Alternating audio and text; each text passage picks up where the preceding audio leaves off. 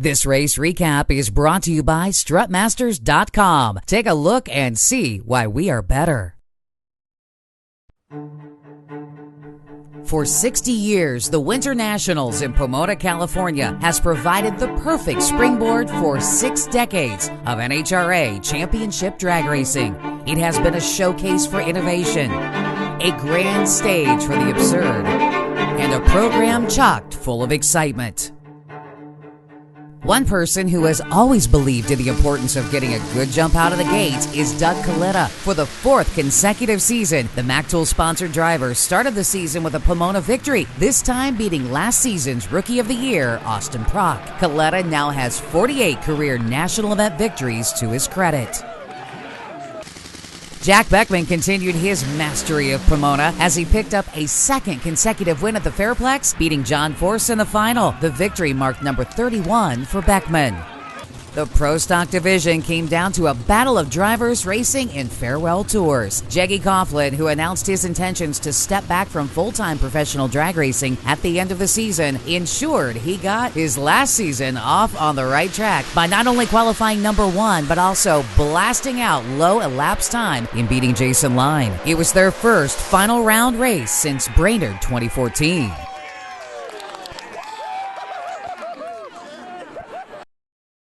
In the top alcohol dragster division, Sean Cowie staked his claim on the class by leading qualifying from start to finish. Cowie led Garrett Bateman from start to finish as well, and in doing so, picked up career win number 19. Doug Gordon nearly had the same run of fortune in the top alcohol funny car class and ran so well up into the final. Winning the event seemed only to be a formality. The only problem is Arian Rashan didn't get the memo as he bounced his way to a career first national event victory. Over in the Lucas Oil Sportsman Drag Racing Series, there was a full complement of drag racers fighting for their share of the NHRA Wally trophies available. A pair of second-generation sportsman drag racers faced off in the Comp Eliminator final. Doug Lambeck picked up his 15th career national event victory by knocking off number 1 qualifier Tybor Kadar in the final. Also picking up his 15th Wally in Superstock, Justin Lamb took out Todd Haste, who is behind the wheel of Cal Method's Classic Nova. Lamb nailed the tree with a 002 light and played the stripe better for the win as Haste drifted early in the round. In a classic Chevy versus Ford battle, Brian McClanahan scored one for the Bowtie Brigade as he drove his Camaro to victory over Robert Pond's Thunderbolt in an all-AA stock automatic final round. Super Cup was an all-Theobald affair as father and son team met in the final. Also, first-time final round for both drivers. Young Parker Theobald scored the victory when Travis went red.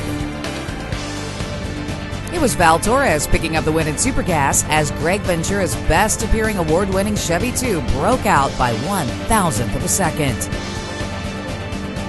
In Top Dragster, it was Paul Nhra using a quicker reaction to his favor in scoring his 4th career NHRA National Event victory by forcing Chuck Phelps under his dial-in. Top Sportsman saw iconic Southern Cal racer Don Mazier picking up his 4th career NHRA victory, beating Richard Okerman to the stripe by 0.04 of a second. For the first time in 60 years, the NHRA Winternationals hosted Super Street. Gary Erickson scored the monumental victory, the 3rd of his career, to beat Kevin Humard's Chevy 2. After 3 prior Mickey Thompson Top Fuel Harley-Davidson runner-ups, Randall Andreas scored his first career victory, taking down Ty Tharp. And it was a hard-fought battle for Andreas as he had his hands full all the way down the strip, barely avoiding the center line.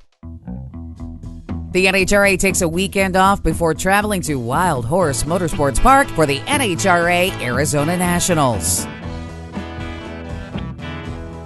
It's easy to stay in the know. Download the CompetitionPlus.com mobile app. Sign up for push notifications to get notified of breaking news and the latest feature stories and videos. It's a free download at the iTunes Store and Google Play.